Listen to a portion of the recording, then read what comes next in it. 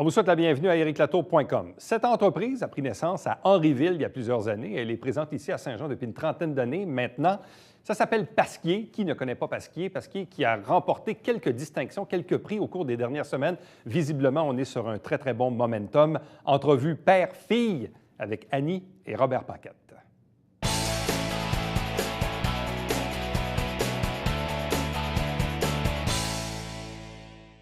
Au cours des dernières semaines, une entreprise de chez nous a récolté, disons, quelques prix, quelques distinctions dans différents concours. Évidemment, on se fait toujours un plaisir de vous les communiquer. Mais ce qui est un peu comique dans ce cas-ci, c'est à chaque fois qu'il y avait une mention, on a dit « Ouais, attendez, il y en a un autre qui s'en vient. » Puis après ça, je dis « Ben oui, mais là, on va vous inviter. » Non, non, attendez, ça se peut qu'on ait une autre distinction. Je vous présente nos deux invités, famille Paquette, Annie Paquette, bonsoir. Bonsoir. Compagnie de Robert Paquette, bonsoir et bienvenue. Bonsoir. Évidemment, je parle de Pasquier. Oui. Je parle de Pasquier parce que c'était très drôle au cours du mois d'octobre. Vous avez reçu une première distinction qui était, dans le fond, le prix de la Fédération canadienne des épiciers indépendants. Et là, j'envoie un petit mot à Annie qui me dit « Bien là, ça serait intéressant qu'on puisse en parler. » Je dis « Bien là, attends, ça se peut qu'une couple de semaines, on ait d'autres choses. » Et là, finalement, quelques semaines plus tard, vous avez reçu nommé grand gagnant régional de la catégorie Productivité et Innovation au Gala des prix Entrepreneurs 2016 du Mouvement Desjardins. Et là, je renvoie un petit message à Annie qui me dit « Bien, attends, ça se peut qu'on ait peut-être d'autres choses. » Et là, pas plus tard que la semaine dernière, vous avez reçu, évidemment, le prix au Gala Essar, le prix partenaire, comme entreprise partenaire, évidemment, de la culture dans notre collectivité. Bref, donc, ça fait une récolte de 3 prix en l'espace de quelques semaines. Alors, que nouveau? Comment peut-on expliquer ces différentes mentions aussi rapprochées pour l'entreprise? On se posait un peu la même question, moi et Robert et la famille. Pourquoi maintenant? Pourquoi? Parce que le concept existe depuis 2010. On parle d'innovation, de productivité. Mais je pense on se différencie tout le temps, on évolue tout le temps. Puis, mais la question de pourquoi cette année, ça nous a surpris aussi. Est-ce que vous vous étiez inscrit ou est-ce que vous aviez soumis vos candidatures pour ces 3 concours?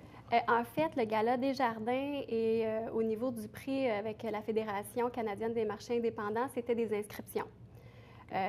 Donc, au niveau de la Fédération, c'est un concours qui existe depuis plusieurs années que nous, on a pris connaissance seulement cette année via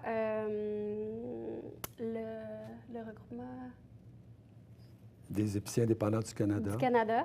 Et on a reçu un courriel, fait qu'on s'est inscrit, on a dit on va tenter notre chance. Et finalement, ça a eu un bel résultat. Bon, en fait, moi, la première question que je me suis posée, je ne connaissais pas la Fédération canadienne des épiciers indépendants. Évidemment, je ne connais pas beaucoup votre industrie, mais premièrement, au Canada, il y a combien d'épiciers indépendants? Est-ce qu'on le sait, ça, Robert? Bien, il y en a beaucoup. Il faut penser que même un marchand métro franchisé est aussi un indépendant quand il est propriétaire de son entreprise. Donc, ça regroupe des milliers et des milliers de supermarchés au Canada. Peu importe la bannière. Peu importe la bannière. On a une bannière connue commercialement ou encore un marché, une bannière indépendante. Non, les seuls qui sont non éligibles, c'est ceux, par exemple, qui appartiennent à la bannière. Je te donnerai un exemple, par exemple, comme chez l'Oblast, la bannière Maxi est une bannière corporative, donc elle ne pourrait participer. Mais tous les autres, que vous soyez franchisés, complètement indépendants, parce qu'il faut penser que Pasquier, comme indépendant, est un cas unique au Québec. Mais si on va en Ontario, il y en existe quand même plusieurs marchands indépendants comme nous. Okay?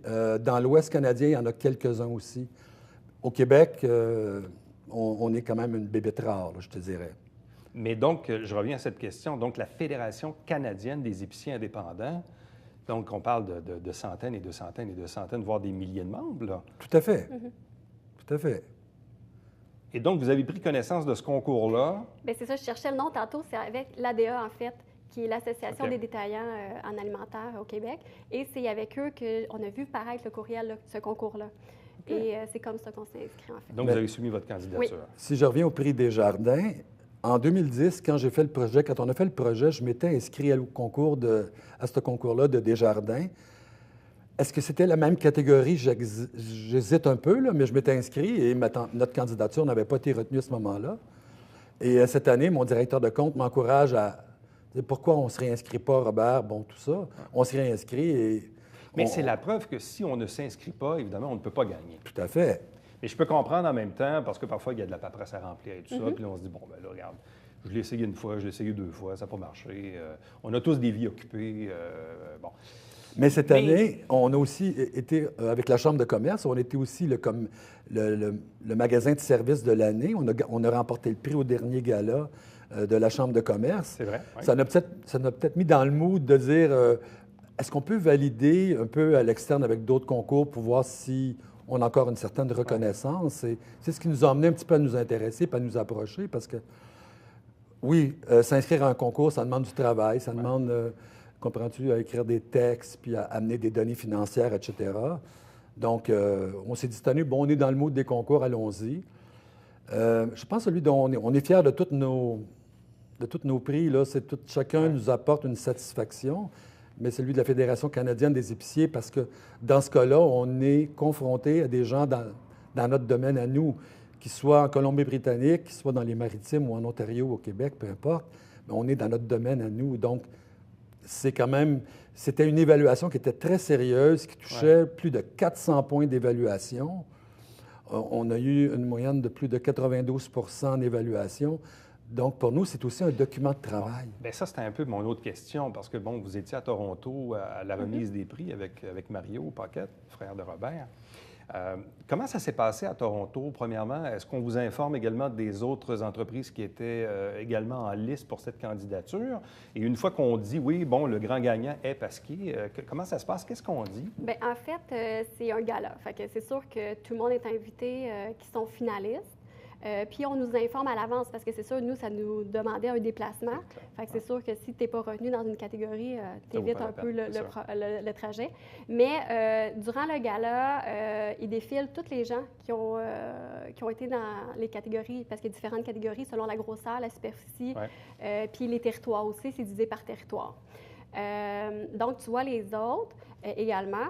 Et nous, dans le fond, le prix mérite qu'on s'est distingué, c'est qu'on est supérieur à la moyenne. Donc, c'est un peu cette reconnaissance-là qu'on a eue dans le marché.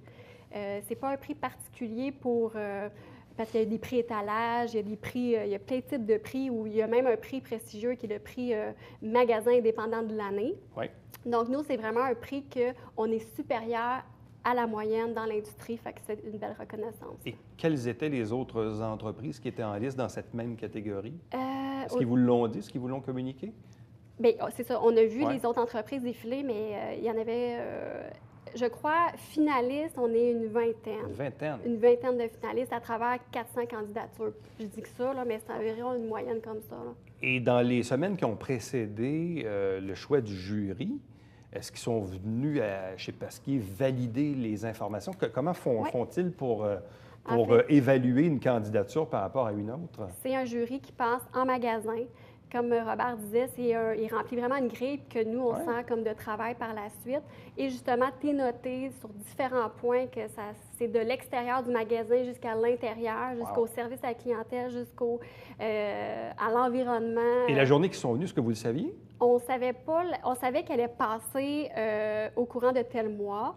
On ne savait pas la journée exacte. OK.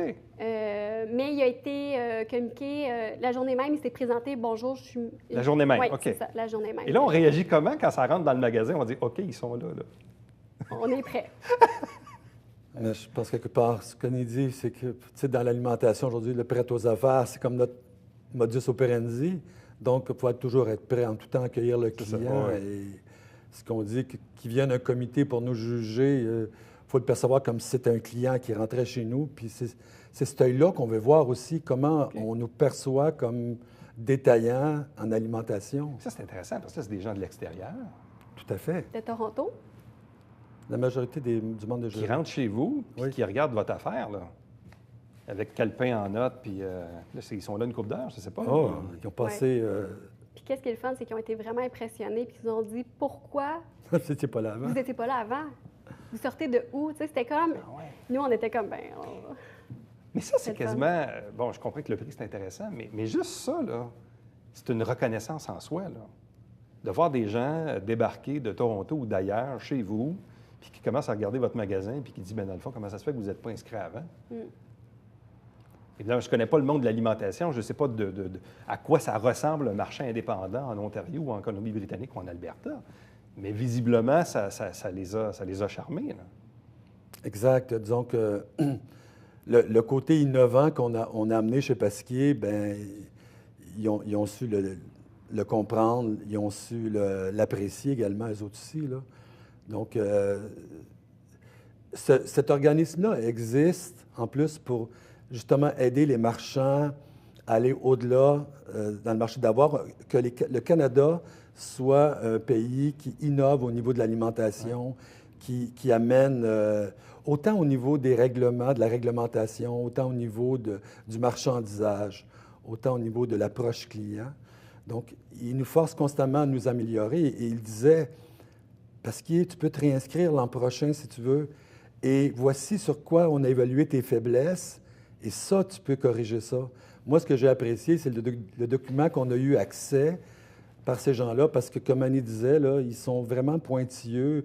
T'sais, on ne pense pas qu'ils évaluent ton stationnement, on ne pense pas qu'ils évaluent ton éclairage, on pense... Ah, c'est dans ce menu détail. C'est complètement le Wi-Fi disponible, panneau communautaire. Ah, ça va très, très loin comme évaluation. Et donc, ils vous ont donné certains points qu'eux jugent qui pourraient être améliorés. Là. Exact.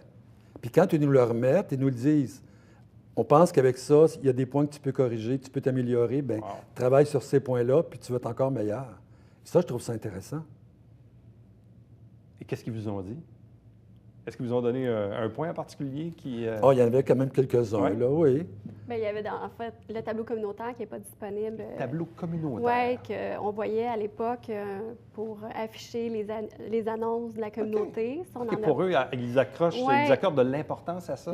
Sur ça, à Toronto, qu'est-ce qu'on a remarqué en faisant des visites de magasins? La boutique de fleurs est importante pour eux. Parce que pour eux, c'est pas juste seulement donner des fleurs pour une occasion ou un événement spécial.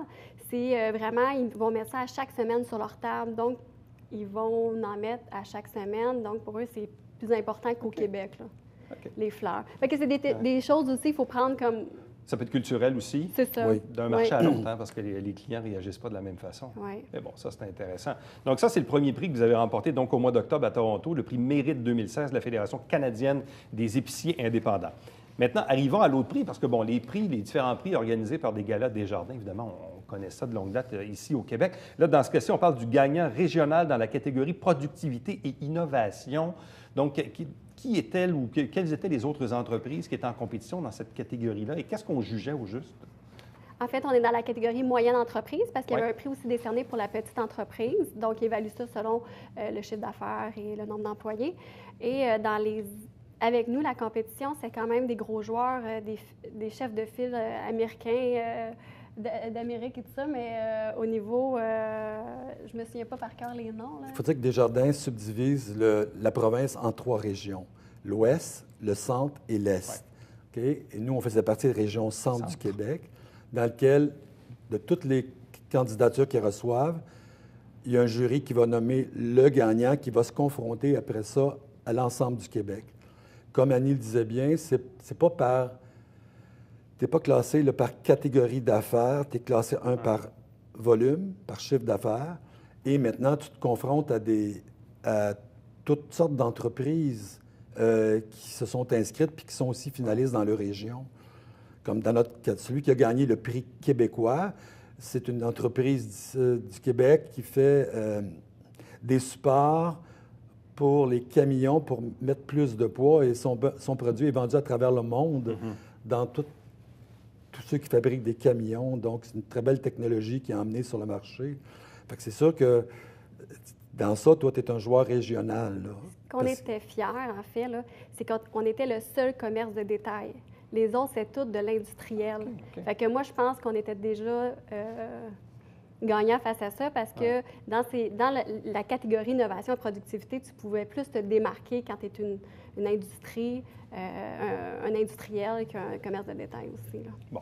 Et puis, le troisième prix que vous avez remporté, en fait, la semaine dernière, c'était le gala SR qui existe depuis 7-8 ans dans la région, organisé par le milieu culturel où on a remis, entre autres, un prix hommage à Jean-Marc Parent, le prix du passeur culturel à un enseignant en musique qui est aussi président de l'Union musicale d'Iberville, Patrick Dupaquier. Oui. Guy Paquier, Oui. qui est originaire de Saint-Alexandre, mais dont les parents, évidemment, sont originaires de la Suisse. Et aussi, donc, le prix partenaire, partenaire pour une entreprise de la région.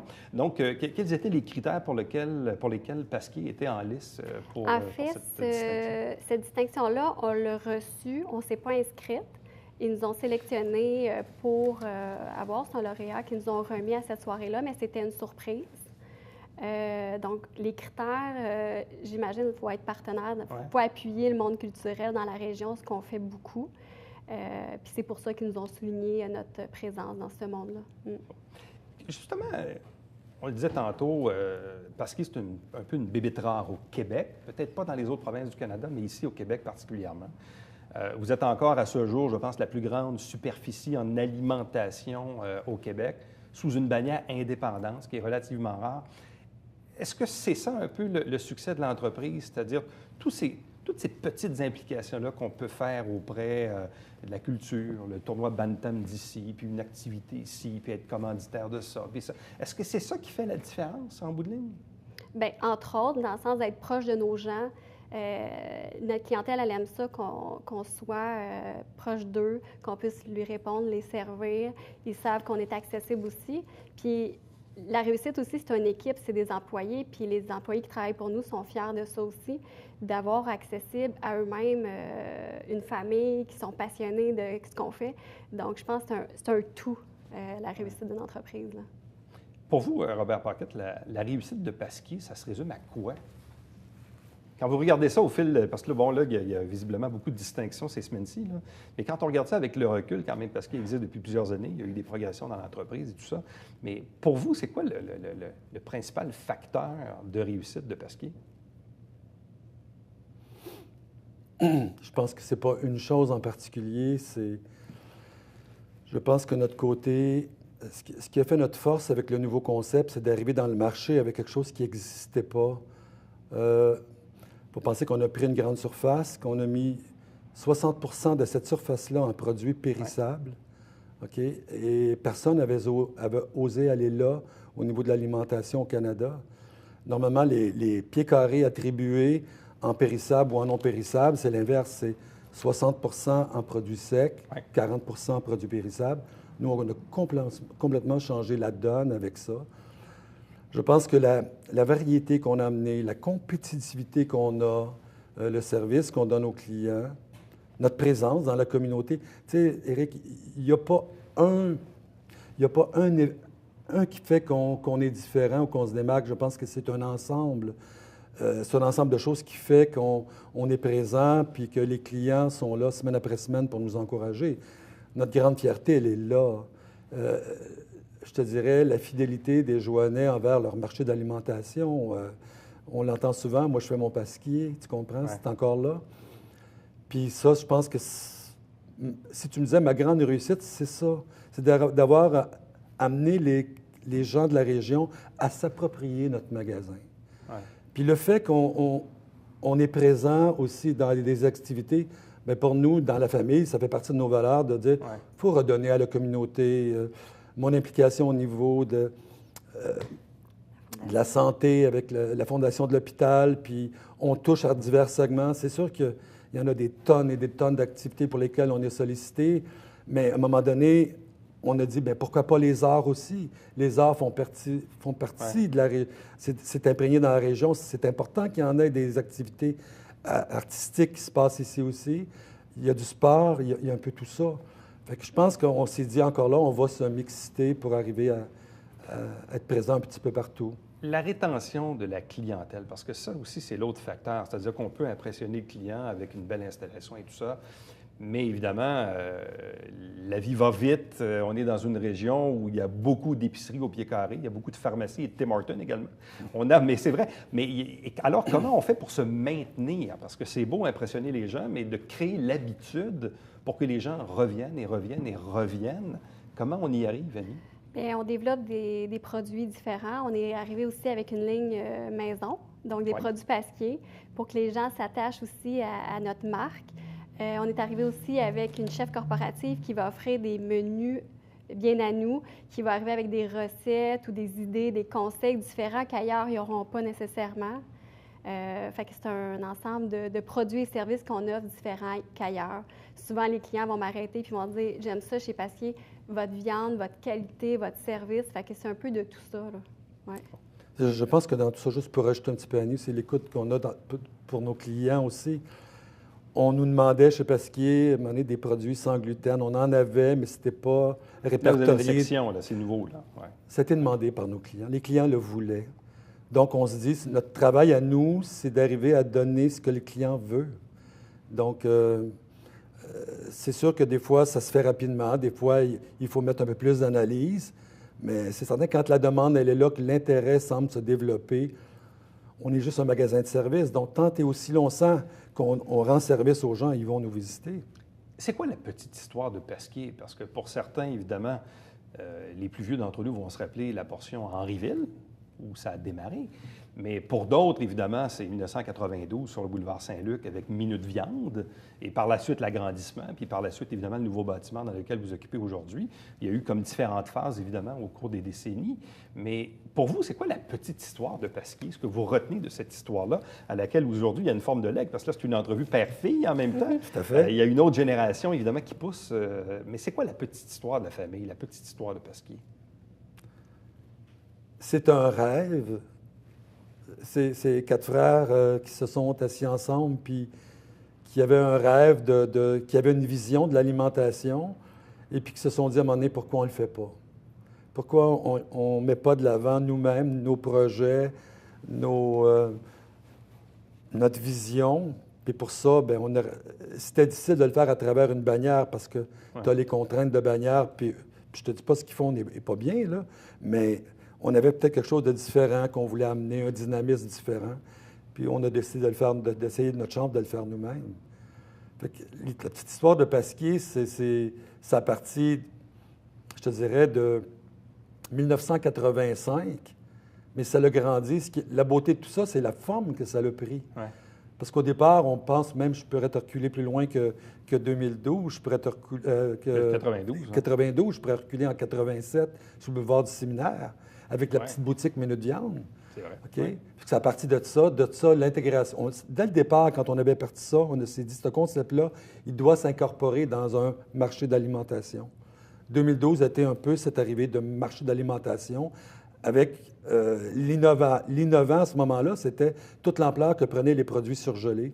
C'était des catégories qui étaient en pleine croissance. On arrive dans un magasin où on met 300 portes de surgelés. Personne n'avait fait ça.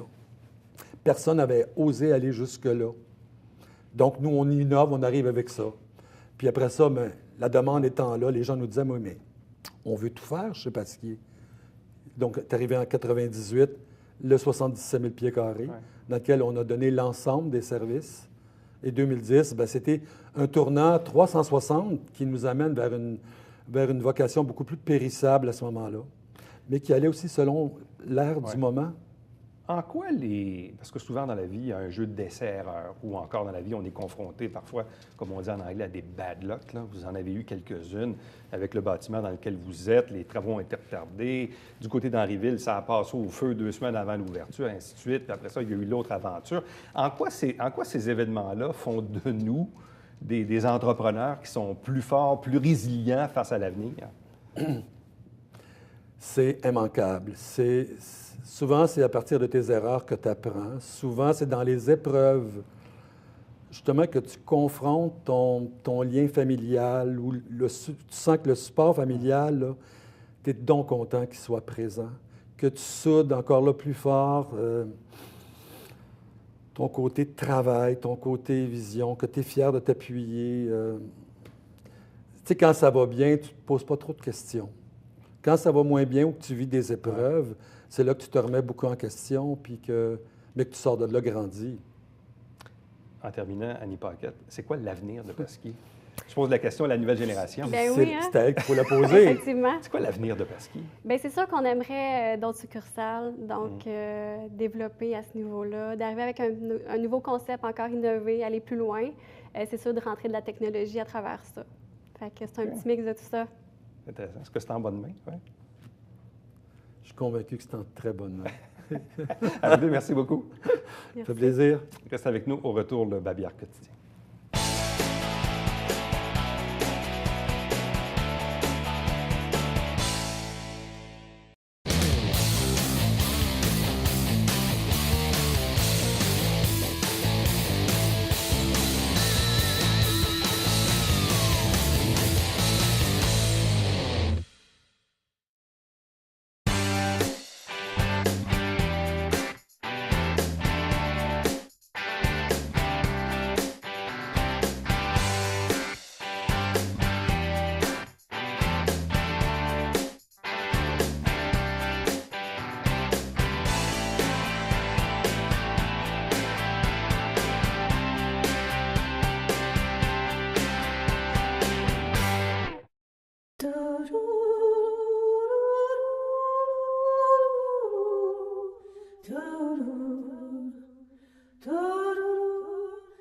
Coulisses Bêta, jeudi, 19h.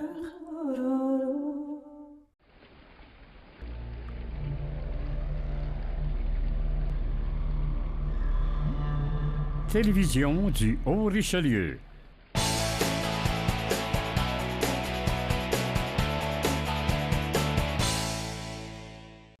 Petit rappel pour l'info de déneigement à Saint-Jean-sur-Richelieu. Vous pouvez stationner la nuit, mais évidemment, vous devez, c'est votre responsabilité de vous informer à savoir s'il y a une opération de déneigement. Sinon, évidemment, le règlement s'applique. Il y a différentes façons. Il y a Facebook, il y a Twitter, il y a le site Internet de la Ville, il y a une boîte vocale où on peut téléphoner, on peut s'inscrire pour recevoir des SMS. Et en plus de ça, il y a maintenant des panneaux clignotants à quelques endroits importants de la ville de Saint-Jean-sur-Richelieu. Donc, l'info-déneigement, votre responsabilité de vous informer parce que sinon, évidemment, vous allez avoir une contravention. Chaque semaine, on vous présente des extraits des travaux du conseil municipal de Saint-Jean-sur-Richelieu, rappel de la grille horaire. Chaque dimanche matin, 9h30 en direct, c'est le Télébingo avec 3 500 $ en prix, carte pleine qui est à 2 000. Et il y a bien sûr 30 dépositaires dans la région pour acheter vos livrets. Et pour me joindre, faites-le par courriel, Éric Latour en un mot, à commercial tvhr9.com. Prochain rendez-vous, nous, c'est demain.